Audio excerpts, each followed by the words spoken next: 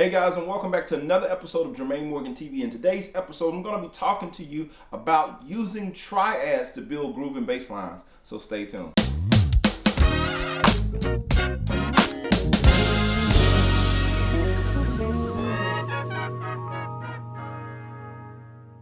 Welcome back to returning subscribers and all of my new subscribers. I really appreciate you subscribing to this channel. Earlier this week, I uploaded a backing track, the track you heard me playing to earlier, and I'll link it here as well as in the description where you can go and practice to that track. And remember, I'm dropping tracks every Monday, so be sure to check back here to make sure that you have the latest track and that you're jamming to it. I wanted to show you guys how to navigate around this track. This track is actually like an excerpt from one of my albums, Grooves and Ideas. It's a song called Vibe Out. And what I wanted to do in this song, I was playing around with this triad bass line. So the song is in the key of G flat major, or F sharp, however you want to think about it. So it starts out on the 6th. So I'm building the song with these triads. And so what it is E flat minor triad. And when we're playing a triad, it's basically 3 notes. It's spelling out the chord. E flat, G flat, B flat, back to E flat. Okay? So again, E flat, G flat, B flat, and E flat. We're building that triad.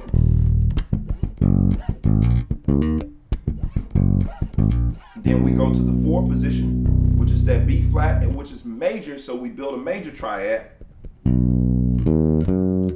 And so in building the triad, basically what we're doing to build that triad, we have the 1, 3, 5. That's all it is. And so when you have a minor, you're just going to go with the flat third. So it'll be the 1 minor third, 5. And to 1 again if you're building it that way. And I'm just using that octave 1 just to keep the groove going. So basically we're building off that triad.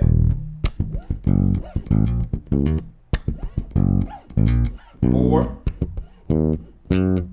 still triad. To the 2 minor, 1 major, flat 7.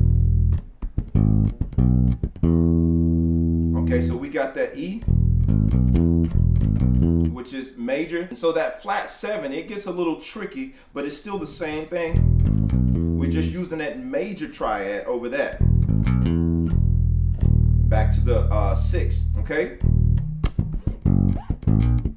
And you can use this in so many applications. That's just how we navigate around that particular backing track. So just in case you were hearing all the notes and wasn't sure how to put it together, and you're like, okay, he has E flat and the 6 up there, and it goes to the 4, but there are some notes happening in between that, and I don't understand the notes that's happening in between. As a matter of fact, I read a comment on last week that was talking about something similar on one of the other backing tracks. It's like, I hear what you're doing, but I don't know where all those other notes are coming from. So with the backing track and with the chart, so to speak, I'm indicating where you should be, where like the note that you should be over. So you should be over the 6. Now the groove is happening around that 6. So when you see the 6, that's correct. And when we go to the 4, we're on the 4, but we're just moving around it with the triads. Here it is in context. All of this is over the 6 to the 4. 2 minor, 1 major, flat 7, major. Now that's the only thing that I do that's not necessarily built off the triad when I go for the turnaround, the 2, 3, just to get me back to the 6. So again, the entire progression in context, 1 on the 6 to the 4. To the 2, which is minor, major, flat 7, which is major. You see what I'm doing? I'm just using that 2, 3 of that G flat as my turnaround to get me back to the 6. So for that 6th position, it can be also considered the 4-5, back to that 1 position or the 6th position, depending on how you want to call it, for that E flat. See what I'm doing? So these are the things that I'm using just to get me back to the top of the song. And everything from that point on is built off those minor and major triads. Now, it not only can be used in this song, it can be used in a lot of applications where you're just riding on the 6 for a long time.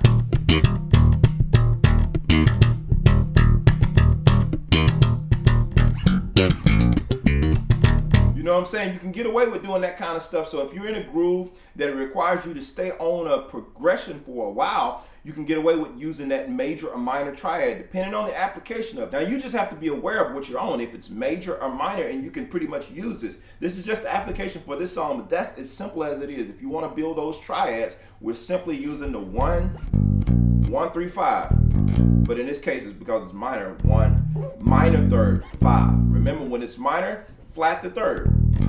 If it's major, it's straight.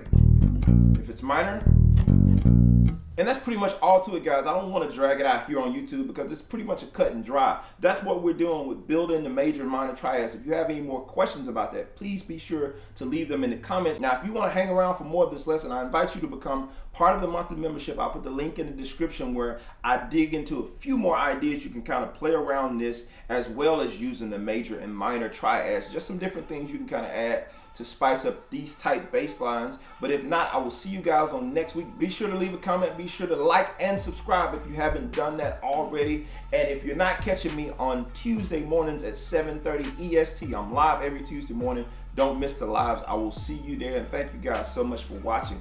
I'm out. Like this video. Peace.